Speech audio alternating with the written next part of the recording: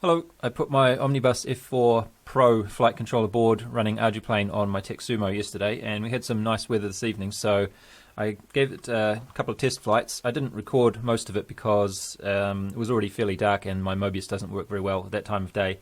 Plus, what I was doing was pretty much the same as what I did for the bonsai last week or 2 weeks ago, and I wasn't really expecting too much in the way of different results because the board is pretty much the same, the firmware is the same, even the plane is pretty similar, it's just a bit larger. So I didn't record too much of it. Just to have a quick look at this. Actually, we don't really need to take a quick look at this because this is all the same as well. I'm using the same GPS. The only difference I think is that I'm running, this board does not have an onboard compass, so I had to put a external compass out here like that.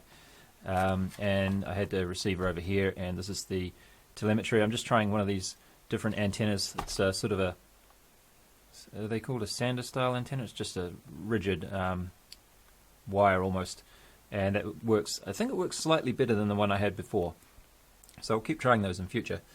So the test started off quite well, but as you can see it didn't end as well as it would have been nice to see it end. But basically the problem was, the only thing I can think of that was the problem was that the CG ended up too far back, because one of the changes that I made along the way was I made this fancy CNC cut sort of a plywood and acrylic case to put the flight controller in, and I also moved the ESC back right to as far as it can go. Basically it's just in front of the motor here, and this shifted the CG quite a bit backwards, and I I went against one of the pieces of advice that I would give to other people trying this, and that is, don't try an autonomous flight controller on a plane that you are not familiar with flying normally, just completely manually.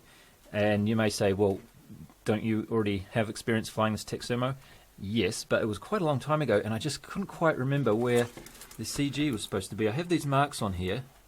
There's a couple of lines, and then I think I referenced this line here for something at some point, and I have this little dimple and one cut on the other side, but I sort of think I may have eventually used one of these lines. It was like a centimetre in front of this line or something like that, and I just can't quite remember what it was, so I just sort of got the CG about roughly where I thought it might be okay.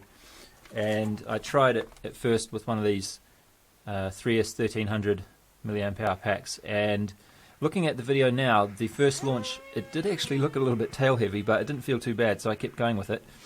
And I did fly-by-wire A, auto-tune, and then I did fly-by-wire B and return to launch, and everything worked perfectly fine. So then I landed and I thought I'll just fly a little bit more, and I switched to this battery, which is a 3S 1000 milliamp hour. It's about 20 grams or so lighter than this one. Well, here's the aftermath of the first round of testing. Sorry it's a bit dark, I wasn't recording it because I wasn't expecting anything out of the ordinary to happen, but we seem to have totally demolished this Sumo.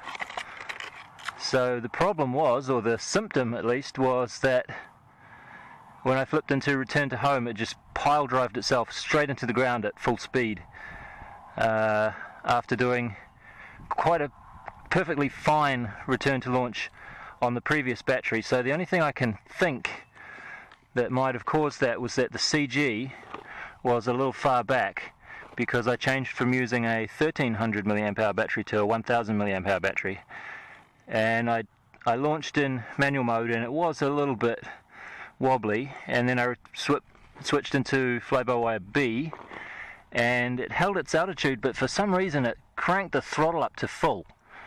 And I thought, well, that's not very good. And by the time I decided it wasn't very good, it had got quite far away from me, and because it's so dark, I flipped into manual to try and bring it back, but I couldn't see it too well, so I thought, well, I'll just flip into return to home and hope for the best, but the best was not forthcoming, so fuck.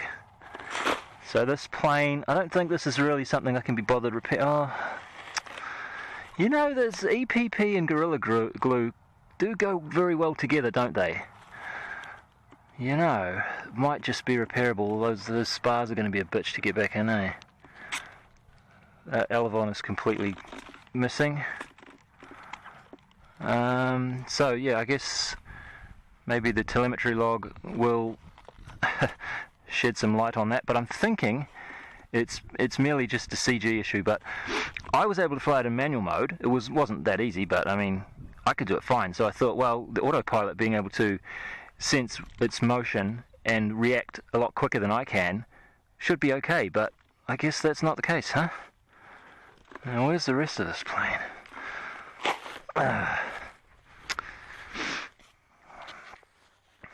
More pieces.